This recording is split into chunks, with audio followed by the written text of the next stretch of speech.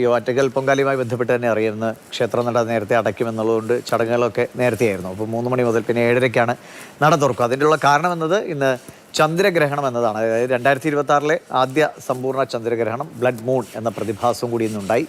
ചന്ദ്രനിലേക്കുള്ള സൂര്യപ്രകാശം മറയ്ക്കുന്ന രീതിയിൽ ഭൂമിയുടെ ബിംബം പൂർണ്ണമായും സൂര്യനും ചന്ദ്രനും ഇടയിൽ വരുമ്പോഴാണ് ഈ സമ്പൂർണ്ണ ചന്ദ്രഗ്രഹണം ബ്ലഡ് മൂൺ വരുന്നത്. 3 മണിക്ക് മുൻപ് തന്നെ ഗ്രഹണം തുടങ്ങിയതിനാൽ എക്ലിപ്സിൻ്റെ അവസാന ഘട്ടം മാത്രമാണ് കേരളത്തിൽ നേരിട്ട് കാണാൻ കഴിഞ്ഞുള്ളൂ. 2029-ലേക്ക് ഉള്ള അല്ലെങ്കിൽ 2029-ലെ ന്യൂ ഇയർ രാത്രിയിലാണ് കേരളത്തിൽ ഇനി സമ്പൂർണ്ണ ചന്ദ്രഗ്രഹണം കാണാനാവുക. ഇംതിയാസ് കാര്യങ്ങൾ പറയും. ഇംതിയാസ്, എവിടേക്കായിരുന്നു ഈ വനനിരീക്ഷകർ അല്ലെങ്കിൽ അത്തരം കാര്യങ്ങളിൽ താല്പര്യമുള്ളവർക്ക് കാണേണ്ട ഒരു ദിവസം കൂടിയാണ്. എങ്ങനെയായിരുന്നു അതിൻ്റെ ഒരുക്കങ്ങളും, ആരൊക്കെയാണ് ഇത് കണ്ട് അതിൻ്റെ ഒരു കൗതുകമൊക്കെ പങ്കുവെച്ചത്? ഒരു പൂർണ്ണമായ ചന്ദ്രഗ്രഹണം സാധ്യമായ ദിവസമാണിന്ന്. വാനനിരീക്ഷകരൊക്കെ ഈ ചന്ദ്രഗ്രഹണം കാണാൻ വേണ്ടി വളരെ നേരത്തെ തയ്യാറെടുത്തിട്ടുണ്ട്. ഇതുമായി ബന്ധപ്പെട്ട വിവരങ്ങളൊക്കെ ജനങ്ങൾക്കിടയിലേക്ക് പങ്കുവച്ചിട്ടുമുണ്ട്.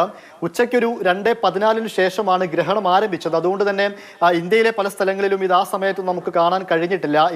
ഇന്ത്യയുടെ സ്റ്റാൻഡേർഡ് സമയം അനുസരിച്ച് വൈകിട്ട് 6:47-നും 7:53-നും ഇടയ്ക്ക്, വൈകിട്ട് ഈ സമയത്തിനിടയ്ക്കാണ് ഒരു പക്ഷെ നമുക്കിതിവിടെ കാണാൻ സാധ്യമാവുക എന്നൊക്കെ വാനനിരീക്ഷകർ പറഞ്ഞിരുന്നു. അതുപ്രകാരം തന്നെ നേരത്തെ തന്നെ ഇതൊക്കെ കാണാൻ വേണ്ടി തയ്യാറെടുത്ത് ഇരുന്നവരുണ്ട്, ഇതൊക്കെ കണ്ടവരുമുണ്ട്. പ്രധാനമായിട്ടും ഇതൊരു സൂര്യനും ചന്ദ്രനും ഭൂമിയും ഒക്കെ നേർരേഖയിൽ വരുന്ന സമയത്താണ് ഒരു പൂർണ്ണ ചന്ദ്രഗ്രഹണം ഉണ്ടാകാറുള്ളത്. ഭൂമിയുടെ നിഴൽ ഒരു ഭാഗത്തേക്ക് മാത്രം ചെറിയ രീതിയിൽ പതിക്കുമ്പോൾ മാത്രമാണ് അത് ഭാഗിക ചന്ദ്രഗ്രഹണമാകുന്നത്. പക്ഷേ ഇത് സമ്പൂർണ്ണ ചന്ദ്രഗ്രഹണമാണ്. ഇങ്ങനെ ഒരു ചന്ദ്രഗ്രഹണം ഇനി കാണണമെങ്കിൽ 2029 വരെ ഒരു പക്ഷെ നമ്മൾ കാത്തിരിക്കേണ്ടി വരുമെന്നൊക്കെയാണ് വാനനിരീക്ഷകർ പറയുന്നത്. എന്തായാലും അത് സാധ്യമായി എന്നുള്ളത് കൂടെയാണ് കാര്യം. പലപ്പോഴും എന്തുകൊണ്ടാണ് ഇതിന് റെഡ് മൂൺ അതല്ലെങ്കിൽ രക്തചന്ദ്രൻ എന്നൊക്കെ വിളിക്കുന്നത് എന്ന് പലപ്പോഴും ഒരു സംശയം ഉയരാറുണ്ട്. നമ്മളിത് കാണാറുള്ളത് ചുവന്ന കളറിലാണ്, അതല്ലെങ്കിൽ ചെറിയൊരു ഓറഞ്ച് കളറിലൊക്കെയാണ് പലപ്പോഴും ഈ ചന്ദ്രഗ്രഹണം കണ്ടിട്ടുള്ളത്.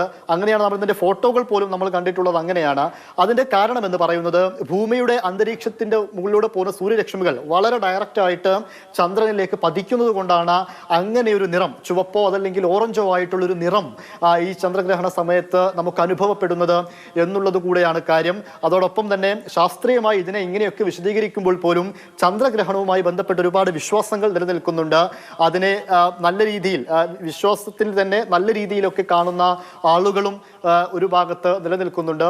എന്തായാലും ഒരു പക്ഷേ ഇനി ഇത് ഇങ്ങനെ ഒരു പൂർണ്ണ ചന്ദ്രഗ്രഹണം കാണണമെങ്കിൽ നമ്മളൊക്കെ 2029 വരെ കാത്തിരിക്കേണ്ടി വരും എന്നാണ് വാനനിരീക്ഷകരൊക്കെ.